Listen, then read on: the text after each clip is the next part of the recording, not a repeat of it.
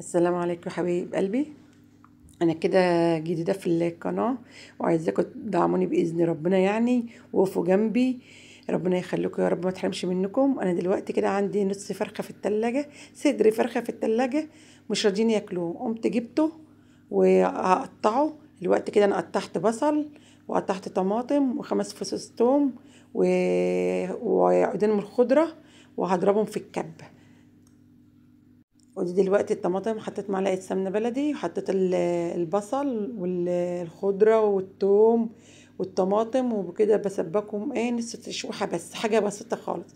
هروح بقى كده على الفراخ اعمل الفراخ ان شاء الله، كده اقطعها وبعد كده احطها معاكم في الطاسه. انا كده بقطع الفراخ اهيت قطع صغيره كده يا حبايب قلبي، قطع صغيره زي ما انتوا كده شايفين. وهخلص ان شاء الله كده كل الفراخ اقطعها واروح بقى على الطاسه ان شاء الله معاكم. كل ده خلصه واحطه ان شاء الله. كده انا خلصت، هروح احط الفراخ مع الخلطه اللي انا عملتها قدامكم وهقلب. هي كده كده اصلا الفراخ مستويه. وبعد كده هحط التوابل بتاعتها. حطيت بهارات جميله بتاعت الفراخ، بتدي طعم جميل جدا.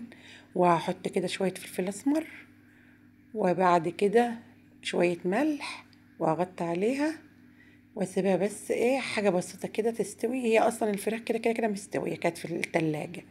وهغطي عليها. هروح ان شاء الله كده نعمل عجينه الفطيره بقى. هي جاهزه، انا عملتها واروح لها العجينه بقى. وده بعد ما فتحت عليها وشفتها خلاص كده خلصت.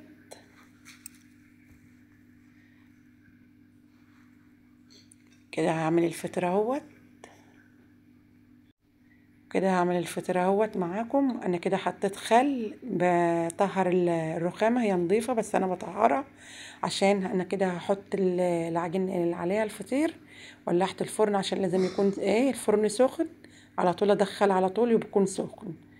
وهشتغل في الفطيره اهيت. ما شاء الله العجينه زبده كده بتاعت الفطيره، حاجه كده جميله. الله على الريحه، الريحه جميله اقسم بالله. بس اقول لكم على حاجه، والطعم خطير خطير جدا. ما شاء الله. يعني شوفي الفطيره بتتعمل ازاي معايا بكل سهوله، ولا تعب ولا اي حاجه. بصراحه جميله جدا، واللي جربوها كده هتعجبكم جدا. اي فراخ عندنا بدل ما نرميها خساره، عيالنا مش عايزين ياكلوها، احنا بنستفيد بيها وهنعملها حاجه حلوه وهناكلها مية مية يعني. ما تقلقوش. ما شاء الله بقى على ما استوت وطلعت جميله جدا بصراحه. وهعمل معاكم كمان واحده ديت بقى بالزيتون واللانشون والجبنه. حاجه كده، اللي يحب كده ياكل واللي يحب كده ياكل. ما شاء الله جميله جدا ما شاء الله. وريحتها كانت قلب العمارة، والله العظيم ريحتها كانت قلب العمارة. ما شاء الله ما شاء الله. شفتم عاملة ازاي؟ جميلة ملبن كده، حاجة في منتهى الجمال. ما شاء الله ما شاء الله يعني. ايه يا حبايب قلبي، انا كده خلصت الوصفة. عايزاكم تتمنوا تعملوا لايك واشتراك ومع طبخة الغلابة، واشوفكم كده في حب الله.